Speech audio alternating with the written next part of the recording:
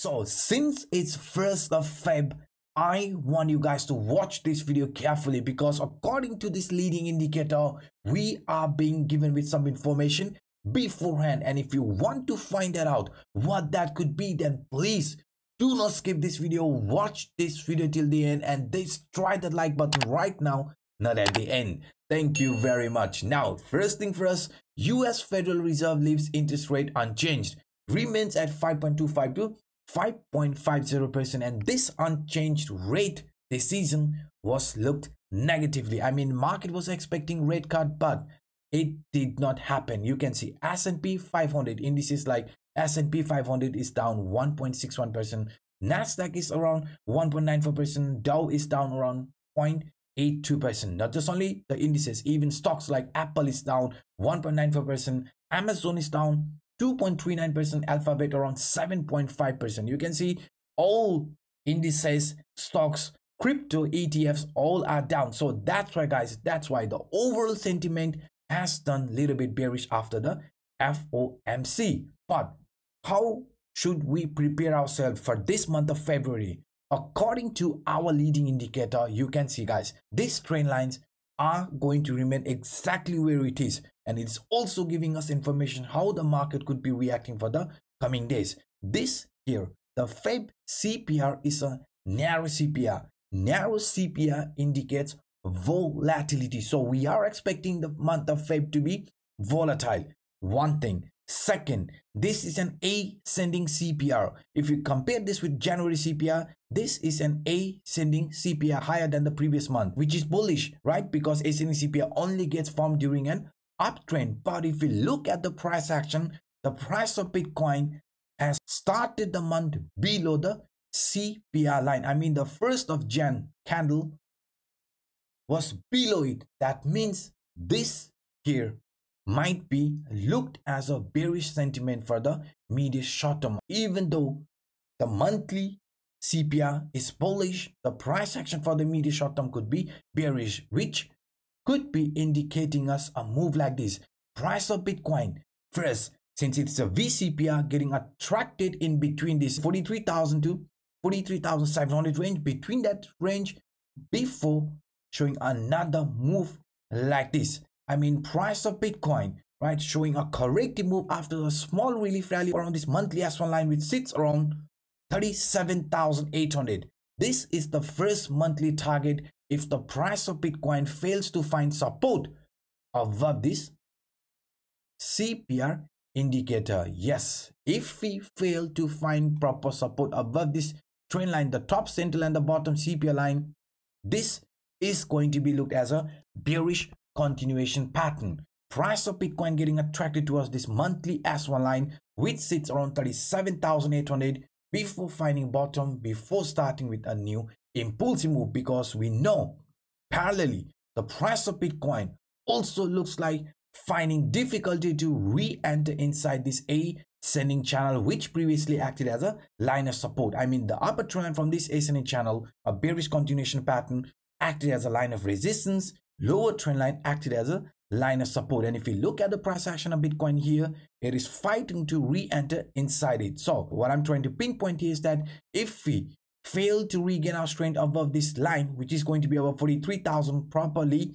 then we should expect this trend to continue further here to the downside, because according to the CPR indicator, our first target for this Feb month to the downside is going to be 37,800, and to the upside the first target is 48,000. So as long as the price remains below 43,000, we are going to focus more on this 37,800 as our upcoming target. But if the price jumps above 43,000, finds support over the CPI indicator, then in that case we will look at this monthly R1 line 48,000 as our upcoming target. Since we are below it, we should focus more on this monthly S1 line. So if that happens, then you can see even this bearish continuation pattern known as bear flag will also play out parallelly with price objective around 37,000 range. And we know, guys, it's not just only this bear flag formation, it's not just only this CPI indicator indicating us if the price fails to regain its strength above 43,000, this lower trend line could be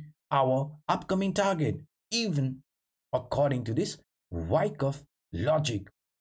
Yes, we have talked about this Wyckoff's logic plenty of time in my video, and I've also been very clear with you guys.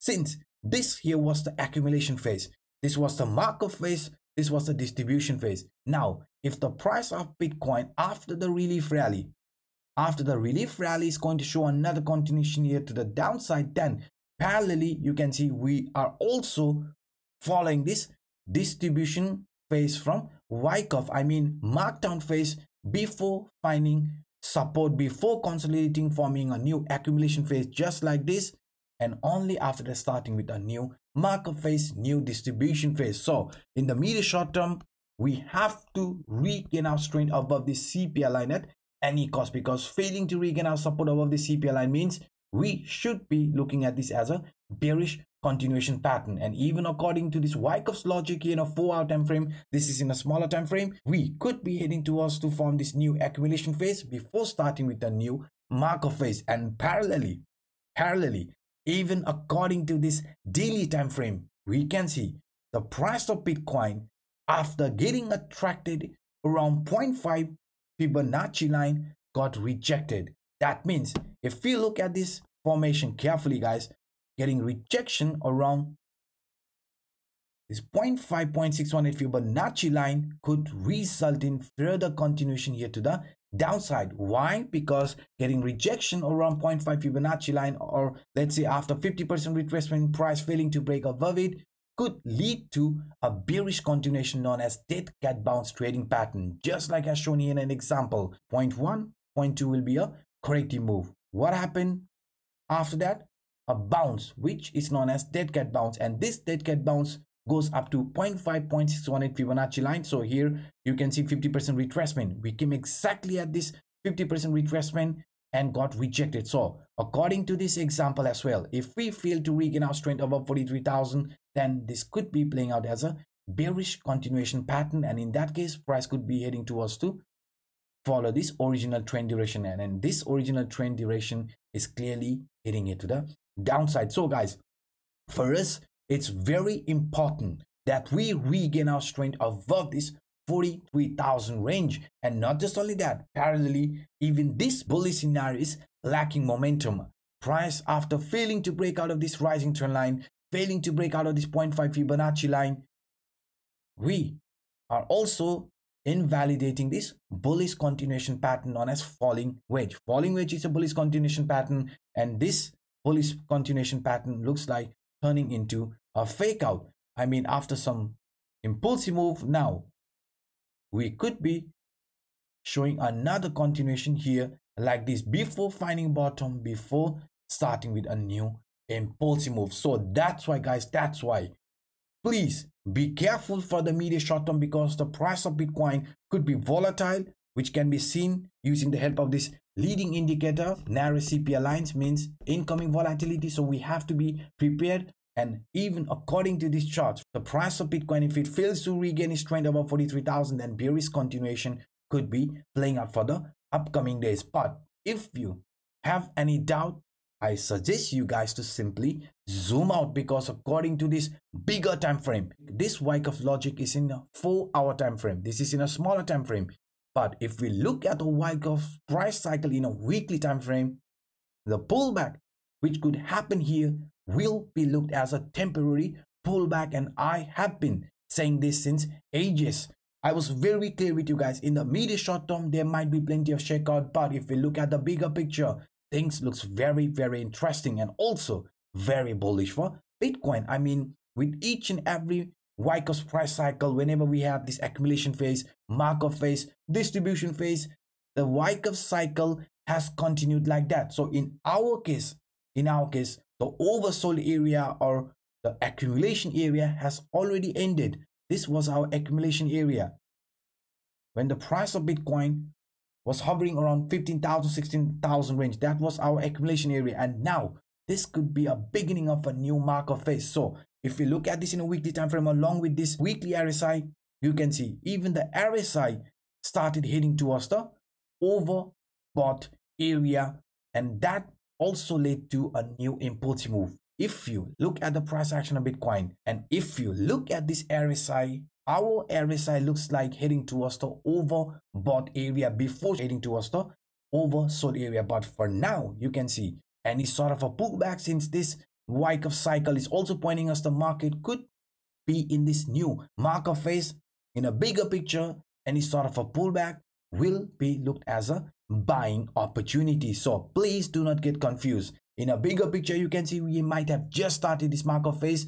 That's why the upcoming months, year for Bitcoin should be very bullish, and even according to this RSI, because the RSI is still not oversold. But for the medium short term, we should be careful, because if the price fails to regain its trend above 43,000, then some of the bearish scenario which I just showed you could be playing out, price getting attracted around 36, 37,000 before finding bottom, before starting with a new impulsive move. So these were some of the quick update that I wanted to share with you in this video. If you enjoyed my work, then please do not hesitate to destroy that like button. And one more time, if you haven't claimed your 200 USDT futures position airdrop, then please check the video description, because to those individuals who sign up using my link, which is in the description down below, will receive free 200 USDT futures position airdrop, either Bitcoin USDT position or Ethereum USDT position. So guys, this is a great opportunity. Definitely try grabbing it. And until next time, bye bye.